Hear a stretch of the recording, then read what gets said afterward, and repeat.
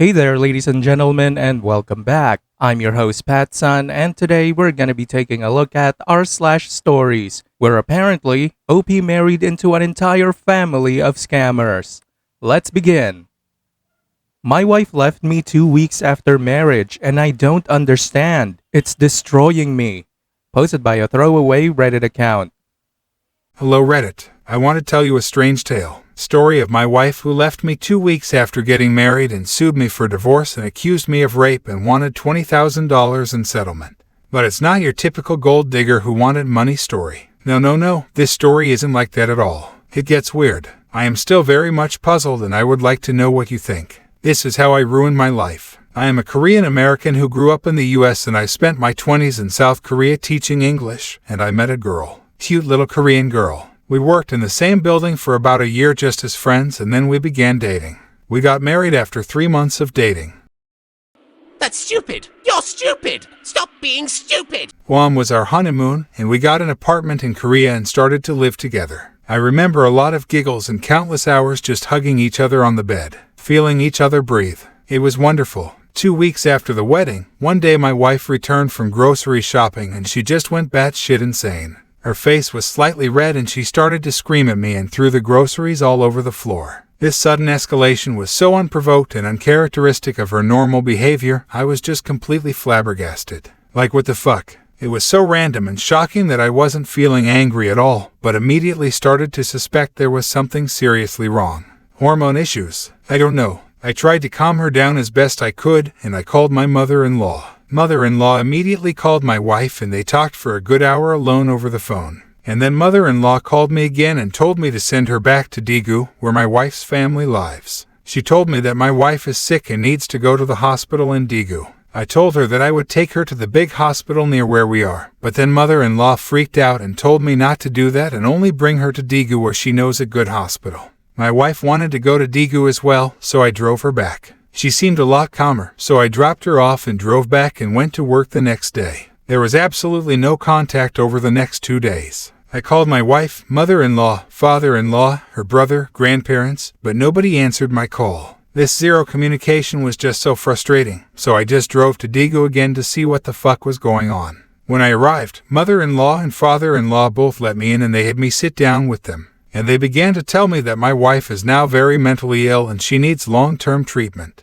For some reason, I did not suspect this answer at all. I just thought this was just some sudden stress-induced tantrum that can be seen from some women going through life changes. Sort of like how even good girls can turn into bridezillas during wedding prep. That's what I honestly thought it was. I was so shocked at how my wife, whom I knew for the previous year and dated and married, could be mentally ill so suddenly. I didn't see any crazy behavior from her at all before. Mother-in-law and father-in-law then took me to the mental hospital. Before we met the doctor, mother-in-law sat me down and told me 2 rules. 1. Do not tell the doctor that you are her husband. Pretend that you are her cousin. 2. Do not say anything or ask questions. Just listen to what the doctor has to say. I was just so stressed and in shock, I agreed to everything. I just wanted to see my wife. The doctor came in and told us that my wife has the following conditions: severe depression, depersonalization, and dissociative disorder. What the fuck? I didn't know what any of those were and I had a million questions. But mother-in-law abruptly ended the meeting and pulled me away from the doctor and we went outside.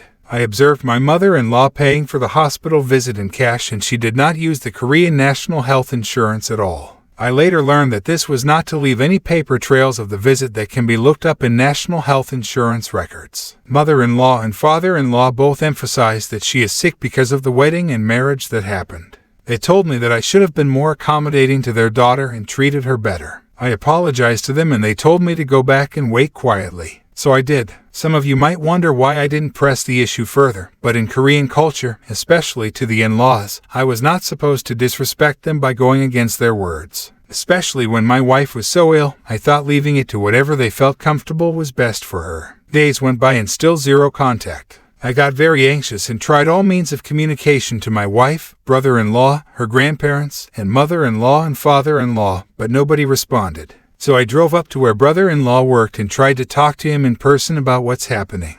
When he saw me, he literally ran downstairs to run away from me. What the fuck? But it was a small building and I caught up to him and he was very nervous. When I tried to talk to him, all he said was, "It's between you two. I don't know anything." and he ran away again. This time I didn't follow him. I was completely shocked yet again about what just happened. About 10 minutes later, mother-in-law called me finally and she told me to leave her son alone and just talk to her instead. She then told me that my wife is still very sick and she needs more time until she can return to me. She was insistent that the best thing for me to do was just wait until she recovers. I decided to stay put. A week went by and my mother-in-law and father-in-law suddenly appeared at my door. I let them in and mother-in-law started to gather my wife's things. I asked what was happening and father-in-law suddenly told me, "You are not supposed to have oral sex." What the fuck? Then he explained to me that the reason why my wife is so suddenly sick is because I forced her to have oral sex and performed oral sex on her. He explained that this is a very despicable thing to do and I should be ashamed.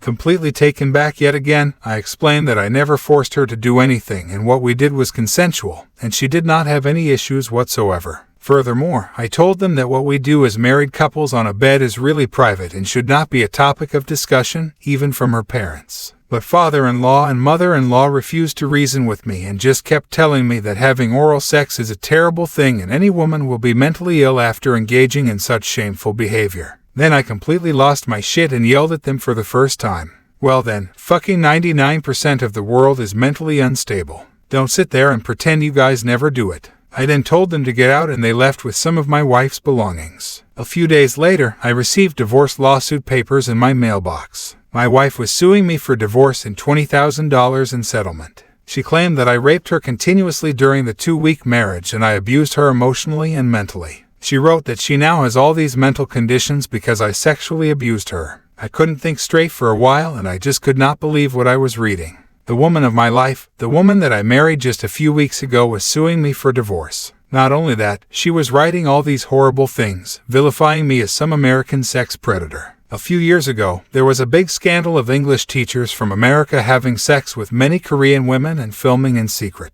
And what was more astonishing was the complete set of recordings. She submitted recordings of our conversations, dating back all the way to our first date. She was running a recorder on her phone continuously during our dates, and she recorded all of our phone conversations. She attached parts of our conversations that would represent me as horny American when we were just mindlessly flirting or joking. I am not sure if she recorded our sex, but she didn't submit anything because, surprise, I didn't rape my wife and it would just show two people having just vanilla sex. Was she just trying to rip money off of me all this time? Like a fake Asian marriage for status or quick lawsuit money. But that didn't make sense at all. I was just a poor teacher and I didn't have any money to begin with. My wife and her parents were completely fine with that, and it was her parents who willingly paid for the apartment down payment and all the furniture, etc. I paid for the wedding. That cost them well above $20,000. They were genuinely trying to make their daughter settle down with me and were hoping for a good life. What the fuck? Nothing made sense. At the time of the divorce lawsuit, Korea was going through the Me Too movement and the whole society was extremely sensitive to women claiming to be sexually abused.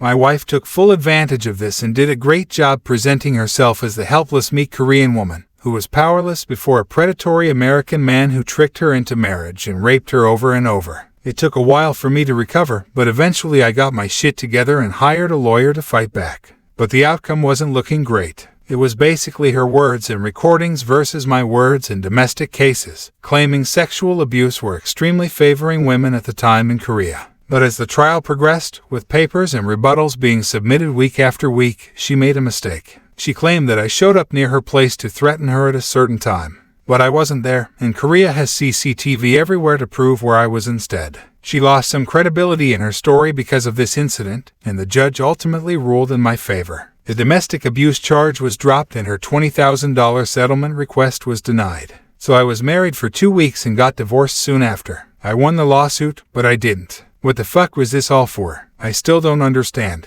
Reddit, is it possible that her mental disorders can manifest in such a short period of time? Over 2 weeks of marriage. Or was she hiding it from me? The whole family? Why the fuck were they all recording everything? To me it genuinely felt like they wanted this marriage to work out. But at first sign of conflict, they distanced everything and sued me. I don't understand. My life is in ruins. This actually happened 5 years ago and I never really recovered. I have a hard time trusting anyone. Every night, thoughts run wild with regret and speculations and endless questions. I genuinely loved this woman. I thought she loved me too. I really thought we had a great start for 2 weeks until she left and sued me. Why did they do this? Were they hoping for the best outcome but at the same time preparing for the worst? Why blame everything on me? OP, the recording part is exactly what exposes her and her entire family as frauds. She was calculative from the very beginning. I'm sorry, but I do not buy the mental illness part. She and her entire family is evil. They knew exactly what they were doing. This whole drama was all about the $20,000. The wife was never mentally ill. The entire family was in on it, OP. You need to seek therapy as soon as you can. You need to process and get over this trauma so that you will never fall for one ever again. Good luck to you. Viewer support is the best way for me to remain independent and continue bringing you these daily videos, which will always be here on my channels for you to watch absolutely free. So please consider subscribing to me on Rumble and on YouTube. Both will be linked in the description box down below. Thanks for listening, everyone. If you even somewhat enjoyed today's story, make sure to give this video a thumbs up, and if you really like it, consider subscribing to PattSun to never miss a future upload. Stay strong.